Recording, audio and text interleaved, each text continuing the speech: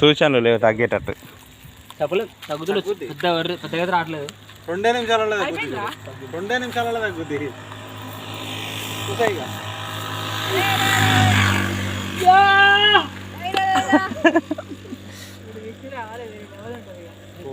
సైలెంట్గా ఉంటాడా? ఎట్టుంటాడా అక్క?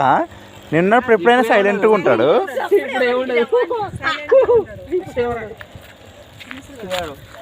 వచ్చాం మరిది శివరాత్రి కోసం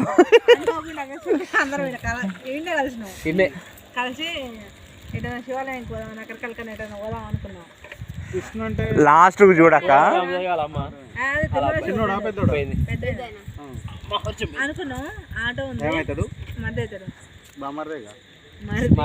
మరిది బామ్మది కాడు మరిది. నీకు మరిది అవుతాడు కానీ మనకు బామ్మది వరుస అన్నట్టుగా ఆమె అత్త అవుతుంది అని చెప్పి ఒక క్లారిటీ ఉంది. అయితే ఆ రోజు ఏం చేసినా అనుకున్నాం, చిన్నగా బయలుదేరినాం.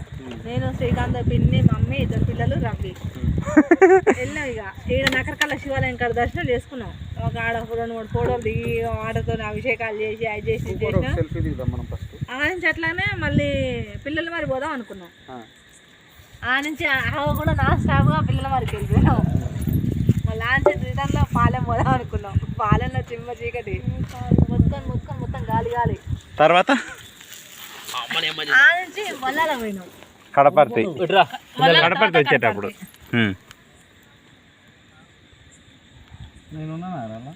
కొద్దిగా లెఫ్ట్ వస్తారు.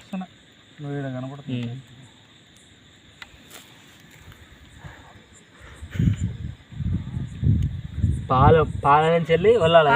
చూసినావాక విష్ణు, ఇంకా మనం ఇంటికి పోదాం అనేసరికి చెరుగట్టు పోయిరా వస్తట్టుందిగా, పోయొచ్చే వరకు తెల్లాడుతట్టుంది అన్నాడు. మెల్లకన్నా ఉందారా? లేదు, కన్ను పూత వచ్చింది.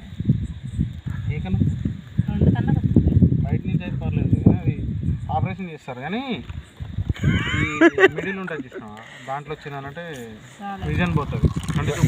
అబ్బా ఇప్పుడు బాగుంది.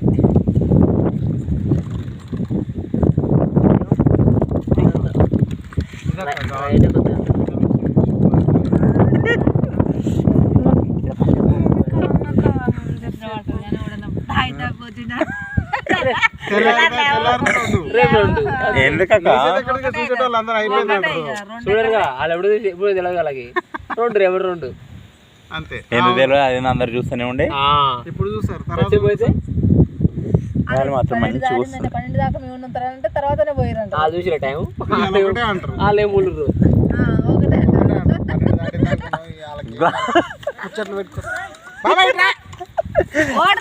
తీసుకో అంటుండే. ఒకసారి వచ్చిపో బాబాయ్, డిస్కషన్ జరుగుతుంది, డీప్ డిస్కషన్. వాన వస్తుంది, ఏటోళ్ళు అడిపోతాం. బాబాయ్ తీసుకోరా నువ్వు, 1 నిమిషం.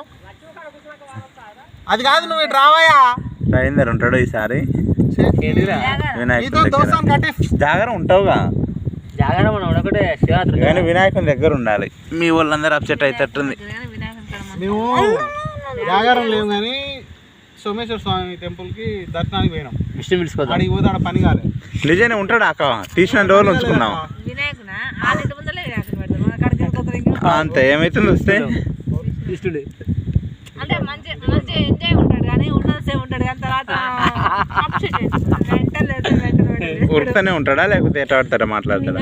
మాట్లాడే ఉండదు. ఇక కొంచెం కూడా ఆఫ్ అయిందంటే సైలెంట్ మాట్లాడాడు. మాట్లాడి ఏం చేయడు. ఇక నాకేం సంబంధం లేదు.